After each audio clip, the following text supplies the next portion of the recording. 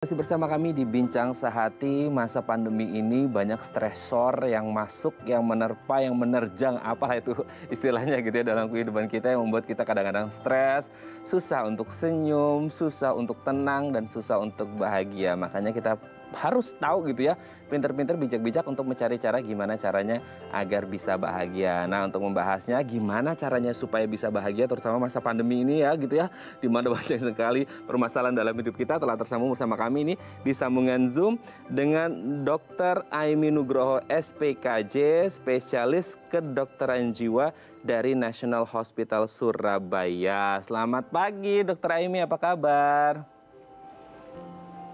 Pagi Mas Raden.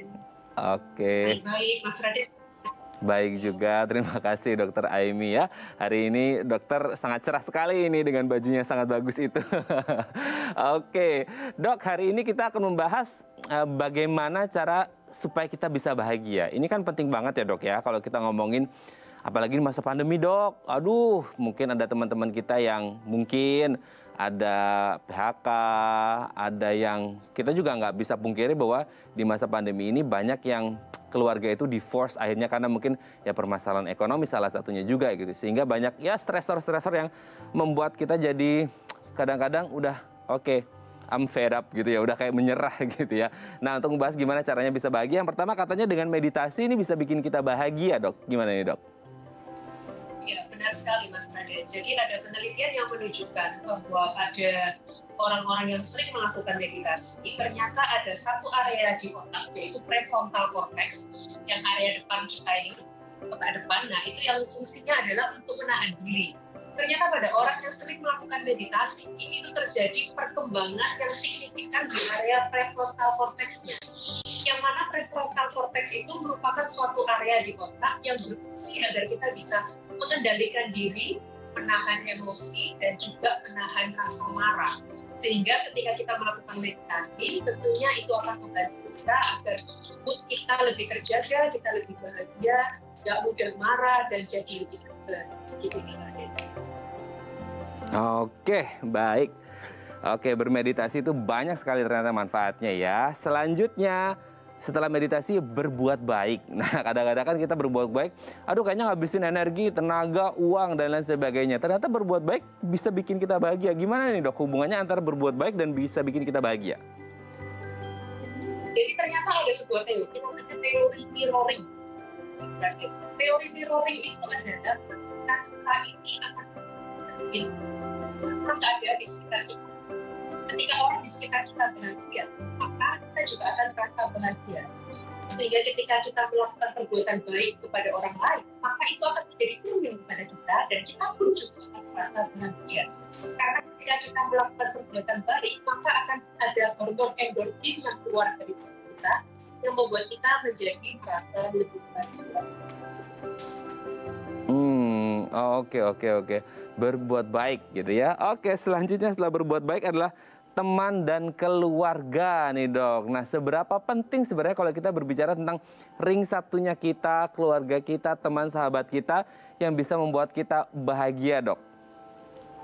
Ya, jadi teman dan keluarga itu akan membuat kita merasa bahagia disebabkan karena akan ada hormon oksitosin yang keluar, terutama ketika kita melakukan pelukan. Jadi ketika kita memeluk keluarga terdekat kita atau pasangan lebih dari 30 detik, itu ternyata akan mengeluarkan hormon oksitosin. Nah, ketika hormon oksitosin tersebut keluar, maka akan membuat kita merasa bahagia. Dan itu juga diteliti terjadi pada dan anak. Ketika itu menyusui anaknya, memeluk anaknya, maka akan keluar hormon oksitosin.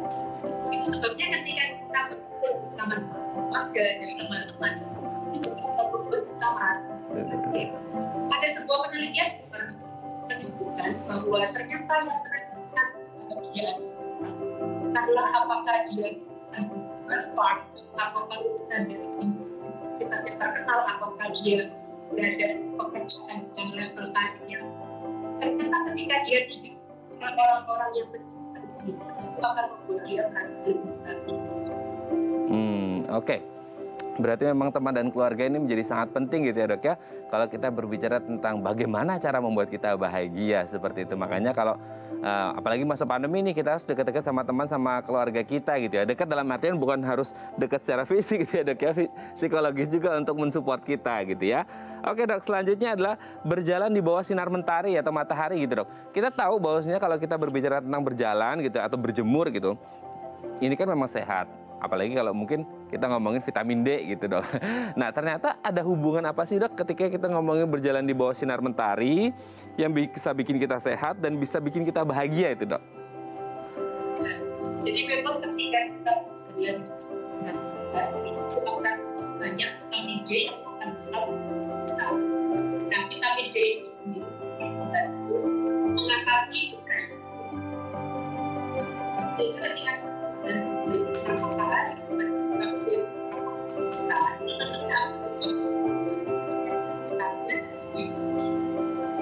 itu ketika kita berjalan di matahari juga terdapat sinar biru dan sinar biru itu ketika kita di malam hari kita bisa tumbuh dengan nyenyak karena kita kan sebagai kita kan memiliki irama sirkadian dan irama hidup.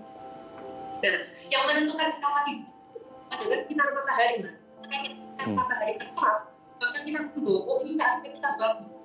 Dan itu juga akan membantu ketika kita jadi tidurnya lebih nyenyak.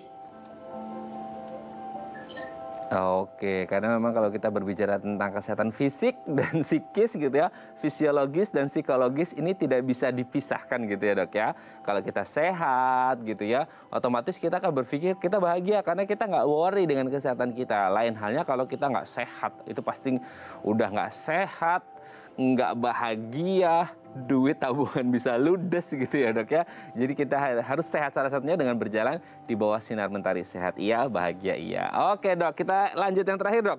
Cinta diri sendiri dan self love atau bersyukur dengan atas apa yang sudah Tuhan berikan ke kita. Tadi kan poin 1 sampai 4 kita sudah bahas beberapa caranya, tapi in the end of the day-nya kan tetap kita kembali ke diri kita. Kita mau bersyukur enggak dengan semua nikmat yang sudah diberikan sama Tuhan enggak gitu. Nah, dengan begitu kita bisa menerima kekurangan kita dan kelebihan kita sehingga kita bisa bikin kita lebih bahagia gitu dok. Gimana nih?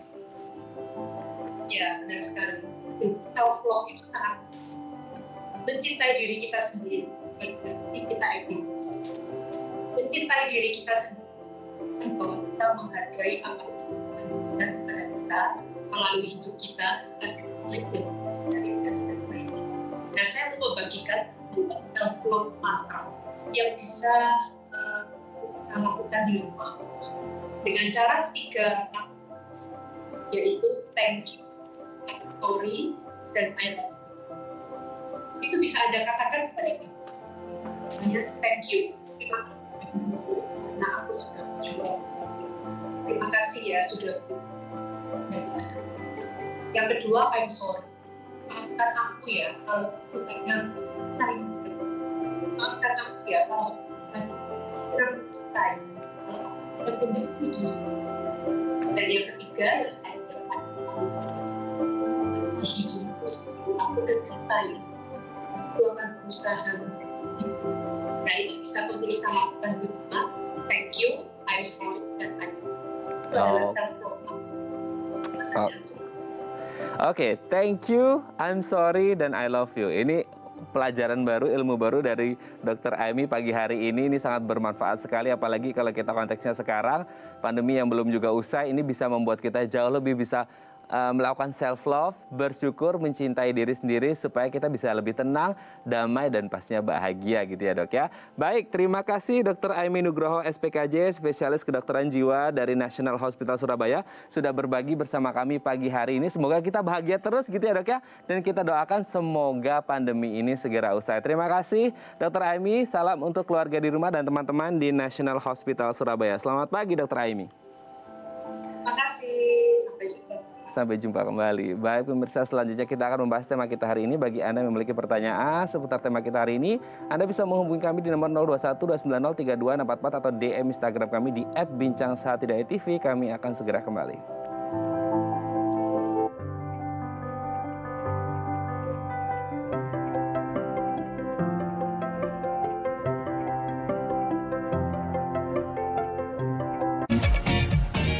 Tempe ini sangat bagus, dia mengandung protein yang sangat tinggi ya. Tempe masak asam jawa.